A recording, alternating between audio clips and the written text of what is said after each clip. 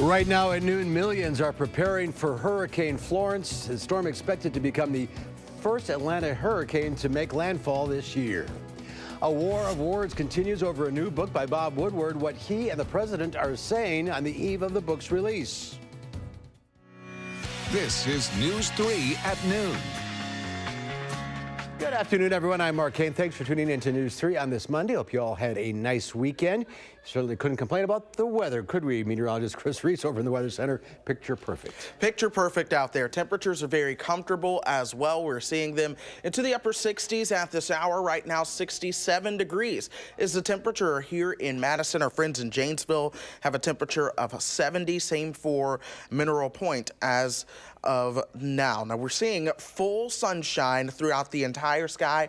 That's been the theme all day long. That's going to be the theme as we go throughout the rest of the week. In fact, you might not even see much in the way of any kind of cloud cover out there as well. By midnight, temperatures will fall into the mid-50s. You'll wake up tomorrow morning with temperatures right around 50 degrees. Some folks will be in the upper 40s again. And just like today, I cannot rule out an upper 30 showing up. But we have plenty of sunshine over our skies to deal with. The rain pulling off from the south and east, and that's now formed into a cold front that's approaching the Appalachian Mountains. But if you have been sticking with us, tracking all that is going on in the tropics, of course, we are all focused on Hurricane Florence, who rapidly intensified this morning from a Category 1 to a Category 4 hurricane in a matter of about 10 hours. I'll have all the updates on the tropics and what we can expect going through the rest of the week coming up in our main weather segment, Mark. All right, we will see you in a few minutes. Thanks, Chris. And Hurricane Florence is our top story today, headed toward the East Coast with landfall possible by Thursday. The storm has picked up strength, as Chris mentioned, currently at a Category 4, taking aim at the Carolinas. Florence will be the first major hurricane to hit North Carolina head-on since Fran in 1996. That storm caused $8 billion in damage and claimed 37 lives. I was here in Raleigh during Fran, and we were without power for 2 weeks, and I vow to never live through that again.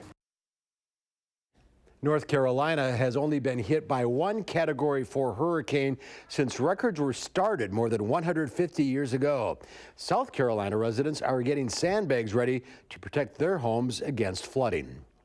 And damage assessments are scheduled to start today in Sauk County. They were actually supposed to start work last week, but that's before the second round of heavy rains and flooding forced them to leave. Sauk County Emergency Management says those assessors, won't be able to visit every home right now, but they'll be collecting a sample of the damage for emergency declaration purposes. They'll be back later for a more thorough assessment. A reminder that any legitimate assessor will be able to show you proper identification. Dane County is waiving permit fees usually associated with construction for anyone with flood damage on their property.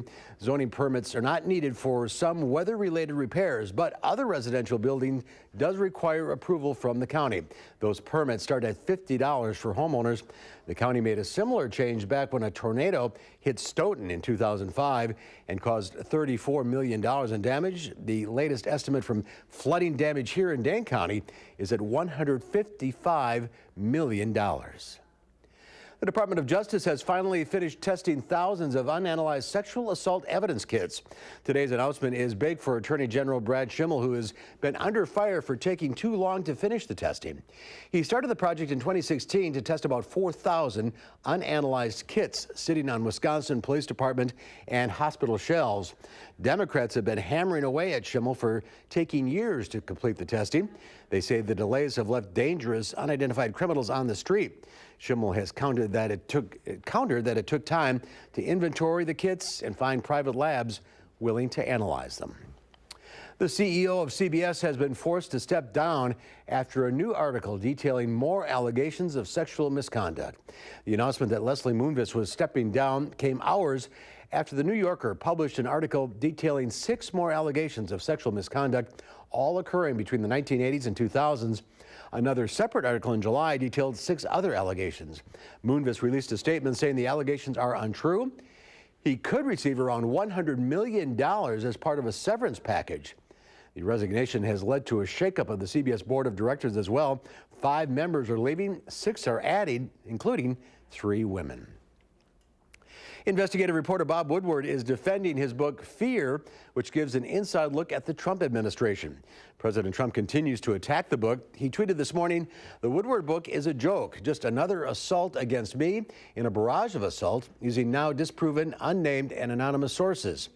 On NBC's Today Show, Woodward says he may have used anonymous sources, but the incidents are not anonymous. It gives a date, it gives a time, who participates, most often the president himself and what he says. President Trump says Woodward's book has been discredited, pointing to Defense Secretary James Madison and White House Chief of Staff John Kelly, both denying saying quotes attributed to them in the book. Woodward says they are not telling the truth. The book is published by Simon & Schuster, a division of CBS. It goes on sale tomorrow. And there's more to come on News 3 at noon. We'll find out what Howard's working on next in the Mr. Food Test Kitchen. Say goodbye summer veggies, because we've got a fall recipe that your gang is gonna love.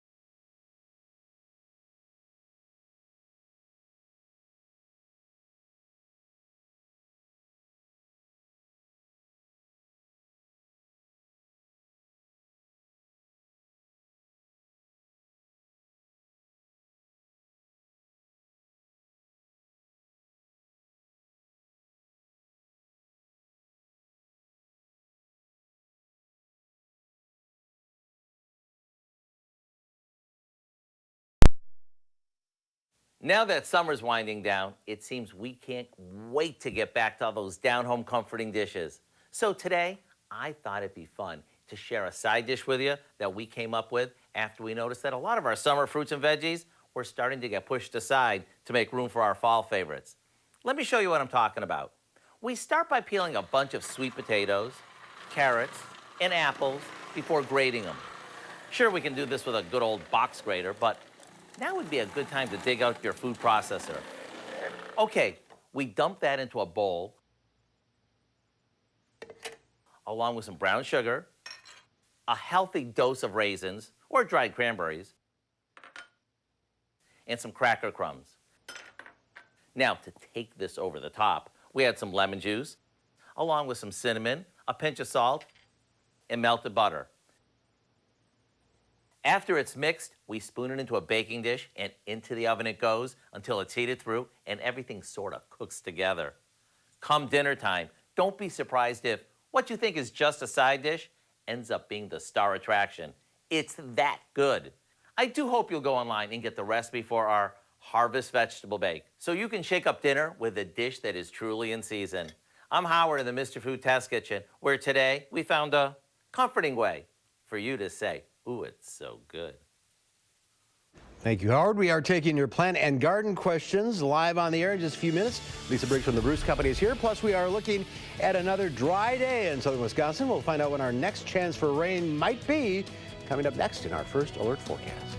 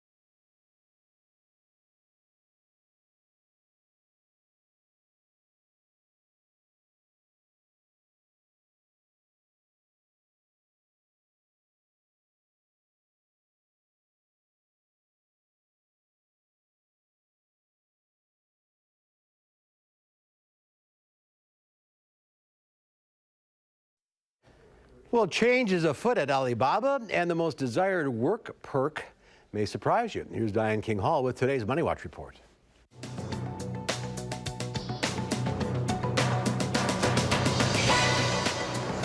Change is coming at Alibaba. Jack Ma says he will step down as executive chairman of the Chinese online retail giant next year. Ma said in a letter to workers, customers, and shareholders that, quote, no company can rely solely on its founders. Ma says Alibaba's current CEO will succeed him, but he will remain on the board until 2020. Meanwhile, demand is so high for the Tesla Model 3, the vehicle is outstripping the popular Prius. Analysts estimate that Tesla sold nearly 18,000 Model 3s in August. Compare that to less than 2,100 for the plug-in hybrid Prius. And nap pods and unlimited snacks may sound like dream work perks, but what employees are actually craving is something a little more basic. A new study by the HR advisory firm Future Workplace found that access to natural light and a view of the outdoors outranked all other desires in the work environment, topping a cafeteria, fitness center, or on-site childcare. And that's your CBS Money Watch report. For more, head to cbsmoneywatch.com. At the New York Stock Exchange, I'm Diane King Hall. Diane, thank you. Looking at Wall Street at the noon hour, the Dow Industrials down 27 points, the NASDAQ up almost 8 points. Q106 Farm Director Pam Yankee out of the radio barn today, so here are your farm numbers.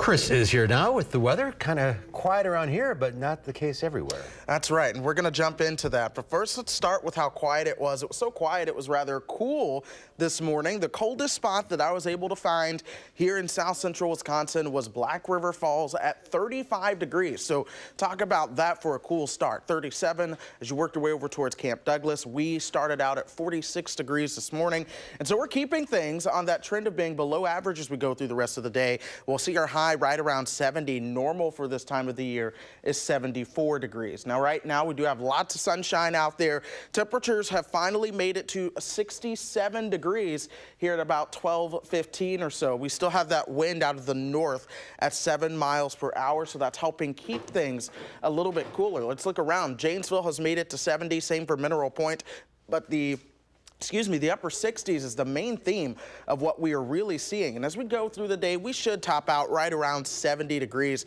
before we have another clear and cool night. A little bit of a southerly wind coming in, so we should top out right around 50 as opposed to the 46. But I wouldn't be surprised if some folks do hit the upper 40s or upper 30s again for those overnight lows, just like we saw this morning. Now, as we head towards tomorrow, we'll see more sunshine, and then temperatures will top out into the mid and upper 70s as things get a little bit warmer. But we have a lot of sunshine in play. That's all thanks to high pressure that has been in control, working to keep us cooler. But with southerly wind taking over from a cold front that is back to the north and west, that's why we're going to see temperatures trend a little bit warmer as we go through the next couple of days. But we're also going to keep that sunshine around with that high pressure preventing a lot of cloud cover or rainfall from developing over south central Wisconsin. So here's how temperatures are essentially going to pan out. We should reach the low 80s by midweek and into the first half of your weekend. Then a weak cold front coming through that'll send temperatures back into the upper 70s. But nonetheless, you'll notice that is still above average for this time of the year. By next Wednesday, our average high is right around 71 degrees. So temperatures are ultimately going down. If you've been tracking the tropics with us, you know things are very, very busy. But Florence is a very strong, very powerful, almost textbook picturesque hurricane, and we are tracking her this morning. She has rapidly intensified from a Category 1 about 11 hours ago. She is now a Category 4 hurricane, and as we go through the next several days, she'll work her way towards the East Coast, and she has the potential to reach Category 5 strength. So we will really watch this, but this could be an ultimate rainfall and tropical disaster for our friends along the coastline. So certainly be mindful of the weather along the southeast coast. If you have plans to go that way, cancel them. If your family needs somewhere to go, let them know that there are other options other than staying in North Carolina. We'll see those highs right around 70 degrees today. By tonight, it'll be another cool night with lows in the low 50s and upper 40s. Sunshine sticks around as we go through the next 7 to 10 days. We'll see those highs reaching the low 80s as we get you into Thursday. But then the next rain chance comes in. That's going to be Sunday and Monday, along with through Tuesday and Wednesday. And right now, those kind of look like lighter rain chances. We're still watching the forecast models, but they're trending a little bit cooler and drier as we get you towards the end of the next 10 days. So that 80 might even have to come down. That's middle of September. It is the middle of September. It's going to start going down. Yes, it is. And believe it or not, the first day of fall is a little over a week away, the first day of true fall. So we're getting there. What happened this summer? It flew by. It was on a Tuesday this year. It did. All right. Thank you, Chris. There's more to come on News 3 at noon. Up next, Lisa Briggs with the Bruce Company joins us to take your plant and garden questions. 270-9933, the number to call. We'll be right back.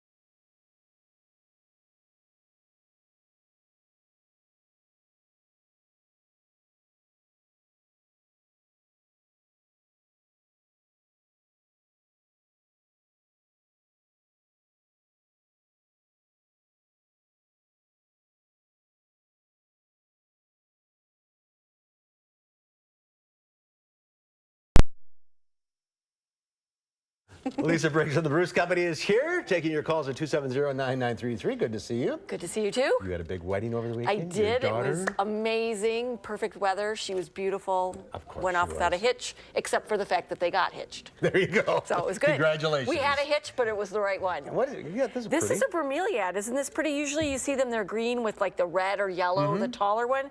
But this is cool because it's got more variegated foliage all the time. So it's a houseplant. It is a houseplant. This is Charita, also a houseplant from the African violet family. And then, you know, it's getting cool. Time for pansies. Pansies, go outside. Time for pansies. Fall's here. All right, let's get to the calls. We'll start with Julie in Madison. Hi, Julie. Hi. Hi, which question?